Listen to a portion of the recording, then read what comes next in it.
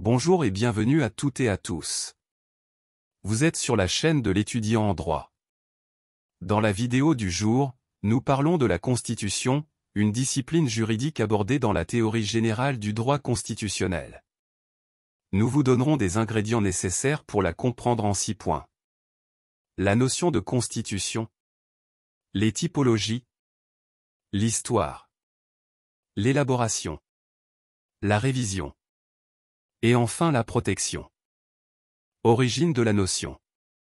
Constitution vient du latin constitutio qui veut dire institution. Elle est dérivée de constiture signifiant établir. Voir dictionnaire du vocabulaire juridique, Gérard Cornu, 13e édition, PUF, 2020. Fonction. Les règles constitutionnelles organisent les institutions de l'État, lui donnent les pouvoirs, et lui imposent des limitations, notamment le respect des droits et libertés des citoyens. Ainsi, la Constitution met en œuvre la séparation des pouvoirs, exécutifs, législatifs, judiciaires, théorie de Montesquieu, dans un État libéral selon nos auteurs. Contenu. La Constitution rassemble les règles suprêmes fondant l'autorité étatique. Qualifiée de fondamentale, elle est placée au sommet de la hiérarchie des normes. C'est la Grandnorme de Kelsen, sa suprématie est consacrée lors du contrôle de constitutionnalité. Le contenu nous permet de distinguer différents types de constitutions. C'est la typologie des constitutions. Dans la forme, c'est un document écrit adopté solennellement par une autorité supérieure à celle des lois ordinaires. C'est le cas dans la plupart des États.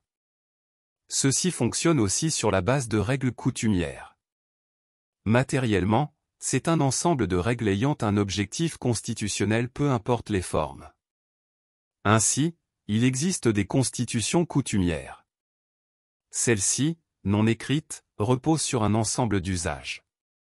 Ces usages doivent être constants, répétition dans le temps d'un même fait, continu, répétition ininterrompue, et consensuelle, la conviction ou opinio juris. C'est le cas au Royaume-Uni. Mais, dans cet État il y a des textes écrits, Grande Charte, Magna Carta, de 1215, Acte d'Habeas Corpus de 1679. Elle est rigide quand la modification est spéciale et différente de celle des lois ordinaires. Elle est souple lorsque la modification est identifiable à celle des lois ordinaires. En France, cas des chartes de 1814 et de 1830. Nous ferons un rappel historique avant d'aborder le processus d'élaboration de la Constitution. Dans son histoire, la France a connu une grande instabilité constitutionnelle. Selon nos auteurs, la notion de constitution a été utilisée pour la première fois, en France, à partir du XVIIIe siècle par la philosophie des Lumières avec des auteurs comme Locke et Montesquieu. C'était au moment où le monarque tirait son pouvoir de coutumes vagues et imprécises, les lois fondamentales du royaume. Un droit constitutionnel non écrit. La Constitution du 3 septembre 1791 constitue la première constitution écrite en France. Cette constitution promeut un État libéral et modéré prenant le contre-pied de l'absolutisme royal. Les pouvoirs du monarque sont limités, les droits du citoyen sont précisés. Désormais la souveraineté appartient à la nation. Toutefois, ces avancées n'ont pas empêché à un moment donné la dictature et le despotisme. Avec la Ve République, la Constitution de 1958 est placée au sommet de la hiérarchie des normes écrites. En fonction des États, l'élaboration ou la mise en place de la Constitution se fait par des procédures particulières.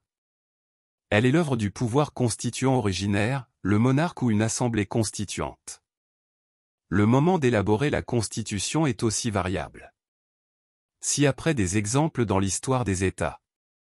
La naissance d'un nouvel État, indépendance de colonies, création d'État fédéral. Démantèlement d'État, cas des pays de l'ancienne URSS. Changement de régime, coup d'État, révolution, volonté d'acteurs politiques. Pour la France, la Constitution de 1791 a été élaborée par une Assemblée nationale constituante dans un contexte de révolution, politique, sociale, économique et constitutionnelle entamée en 1789. Le 28 septembre 1958, le peuple français a adopté par référendum la Constitution du 4 octobre 1958.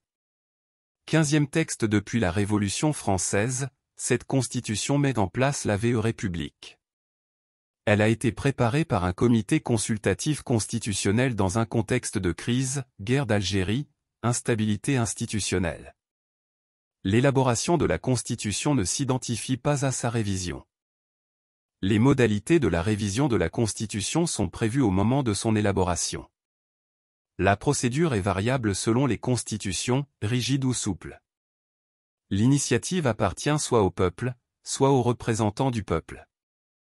Pour la France, voir de la révision, article 89, Constitution du 4 octobre 1958. L'histoire constitutionnelle de la France a connu plusieurs cas de révision, 24 depuis 1958 et 19 depuis le traité de Maastricht de 1992.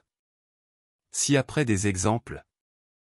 Modification de la nature du régime, loi référendaire du 6 novembre 1962 sur l'élection du président de la République au suffrage universel direct. Question prioritaire de constitutionnalité, QPC, loi constitutionnelle du 23 juillet 2008. La protection de la Constitution est une garantie pour l'état de droit. La Constitution placée au sommet de la hiérarchie des normes est protégée par un contrôle dit de constitutionnalité. Le contrôle peut être soit a priori ou a posteriori, soit par la voie d'action ou par la voie d'exception, soit interne, violation des règles de fond, ou externe, violation des règles de forme. Il est exercé soit par un organe politique, assemblée élue, nommée, ou juridictionnel soit par le peuple. Le contrôle de constitutionnalité renforce l'état de droit, séparation des pouvoirs, protection des droits et libertés des citoyens. Ce contrôle tire son origine de l'affaire Marbury et Madison aux États-Unis. Les premières tentatives de contrôle n'ont pas abouti en France. Nos auteurs soutiennent qu'il n'y a pas eu de véritable contrôle avant 1958, début de la Ve République. Autrefois, c'était le rôle du Sénat sous la dépendance de l'exécutif, 1799, 1852, puis le Comité constitutionnel de 1946 et après le Conseil constitutionnel à partir de 1958. Mais, le contrôle ne se limite pas à l'action du Conseil constitutionnel tout seul. Le Conseil d'État contrôle les décrets du Président de la République et du Premier ministre. Il annule ceux contraires à la Constitution. Ce contrôle est limité par la théorie de la « loi écran ». Cette théorie est aussi limitée par le mécanisme de la QPC. C'est sur ce point que nous mettons un terme à cette vidéo. Vous êtes sur la chaîne de l'étudiant en droit. Dans cette vidéo, nous parlions de la Constitution. Elle est terminée. Nous vous conseillons la prochaine vidéo relative au bloc de constitutionnalité. Elle complète celle-ci. Pour cela, nous vous prions de bien vouloir vous abonner à notre chaîne à partir du lien indiqué dans la description de la vidéo. Merci de votre attention. À très bientôt.